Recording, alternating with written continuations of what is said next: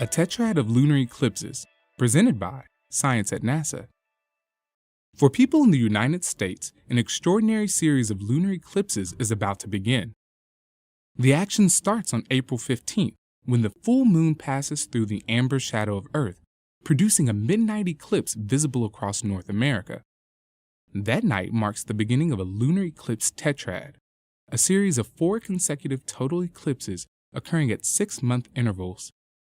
The total eclipse of April 15, 2014 will be followed by another on October 8, 2014, and another on April 4, 2015, and another on September 28, 2015. The most unique thing about the 2014-2015 tetrad is that all of them are visible for all or parts of the USA, says longtime NASA eclipse expert Fred Espenak. On average, lunar eclipses occur about twice a year, but not all of them are total. There are 3 types. A penumbral eclipse is when the moon passes through the pale outskirts of Earth's shadow. It's so subtle, skywatchers often don't notice an eclipse is underway. A partial eclipse is more dramatic. The moon dips into the core of Earth's shadow, but not all the way, so only a fraction of the moon is darkened. A total eclipse, when the entire moon is shadowed, is best of all. The face of the moon turns sunset red for up to an hour or more as the eclipse slowly unfolds. Usually, lunar eclipses come in no particular order. A partial can be followed by a total, followed by a penumbral, and so on. Anything goes. Occasionally, though, the sequence is more orderly.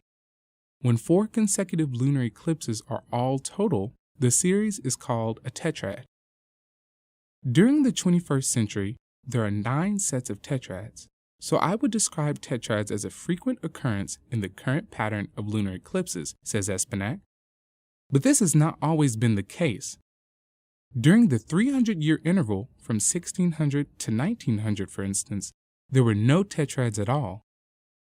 The April 15th eclipse begins at 2 a.m. Eastern Time, when the edge of the moon first enters the amber core of Earth's shadow. Totality occurs during a 78-minute interval, beginning around 3 o'clock in the morning on the East Coast, midnight on the West Coast. Weather permitting, the red moon will be easy to see across the entirety of North America. Why red? A quick trip to the moon provides the answer. Imagine yourself standing on a dusty lunar plain looking up at the sky. Overhead hangs Earth, night side down, completely hiding the sun behind it. The eclipse is underway. You might expect Earth seen in this way to be utterly dark, but it's not. The rim of the planet seems to be on fire. As you scan your eye around Earth's circumference, you're seeing every sunrise and every sunset in the world, all of them, all at once. This incredible light beams into the heart of Earth's shadow, filling it with a coppery glow and transforming the moon into a great red orb. Mark your calendar for April 15th and let the tetrad begin. For more rare occurrences in the night sky, stay tuned to science.nasa.gov.